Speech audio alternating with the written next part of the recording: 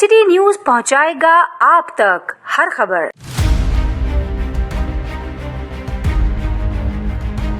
We want justice. We want Justice. We want Justice. ना झुकने वाले ना बिकने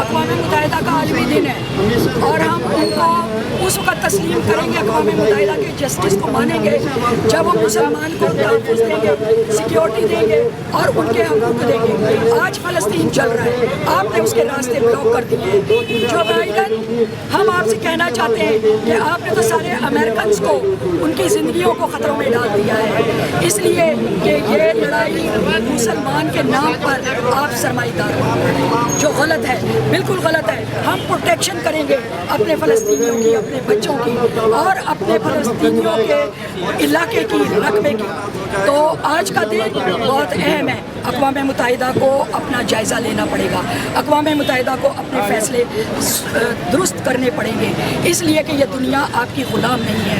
आलमी मंशूर के अंदर वाज़िह तौर पे लिखा है हर शख्स को जीने का हक है और जो गासिब होगा उससे इंसान बनाया जाएगा। तो सोशल ईवल इसराइल को इंसान बनाओ। इसराइल टेररिस्ट ऑर्गेनाइजेशन है, नॉट अ कंट्री। वो एक जुनूनी कातिल है, वो सीरियल कातिल है और हम चाहेंगे कि अक़वाम मुत्तहिदा हमें जस्टिस चाहिए। हम चाहते हैं कि इंसाफ करो और हकदार को वी आर प्रोटेक्ट फ़लस्तीन कश्मीर। राहिला आपा की क़यादत में डिप्टी स्पीकर सिंध, उनकी क़यादत में आज हम फ़लस्तीन के लिए एक एहतजाज अपना रिकॉर्ड करवा रहे हैं। एहतजाज तो पूरी दुनिया में रिकॉर्ड हो रहे हैं, मगर इस एहतजाज से क्या होगा? मैं समझता हूँ कि एहतजाज से अब बात आगे बढ़ चुकी है और आलमी इस्लाम इस वक्त सरापा एहतजाज है पूरी दुनिया के अंदर, चाहे वो मुस्लिम हो चाहे वो नॉन मुस्लिम हो, वो फ़लस्तीन के साथ खड़े हैं।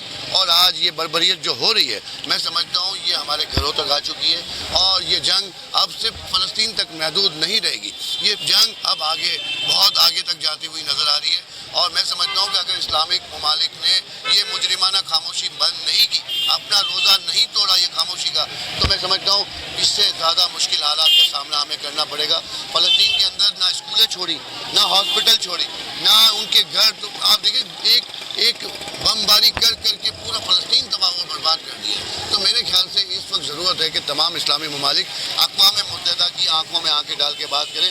हमें अफसोस ये है कि पाकिस्तान IMF के तले दबा हुआ मुल्क है और इस वक्त अपने अल्फाजों का चुनाव बड़ा सोच समझ के कर रहा है। मगर मैं यहाँ पे ये बड़ा कैटेगोरिकली कह दूँ कि पाकिस्तान, अफवाज पाकिस्तान के साथ मिला के पूरी कौम अब फ़लस्तीन के साथ खड़ी थी, खड़ी है और खड़ी रहेगी। मगर हमें स्ट्रेटजी की ज़रूरत है, इस स्ट्रेटजी के साथ इस मसले को हल करने की ज़रूरत है। अक़वाम मुत्तहिदा ने जिस नस्ब लैन के लिए अपना वजूद में लाया था, उसने आज तक कोई वो काम नहीं किया और ख़ास तौर पर मुसलमानों के लिए उन्होंने सिवाय तकसीम के और कोई उनको जोड़ने या मुत्तहद करने के लिए कोई काम नहीं किया।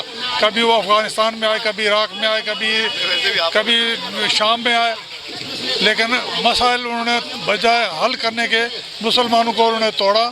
हमारा कश्मीर का मसला 1947 से लेकर अक़वाम मुत्तहिदा के चार्टर पर है, लेकिन उन्होंने कभी उसको ठीक नहीं किया, उन्होंने हल करने की कोशिश नहीं की। इसी तरह से इसराइल को उन्होंने गास्पना तौर पर एक मुल्क का दर्जा करार दे दिया और फ़लस्तीनियों को बेघर कर दिया।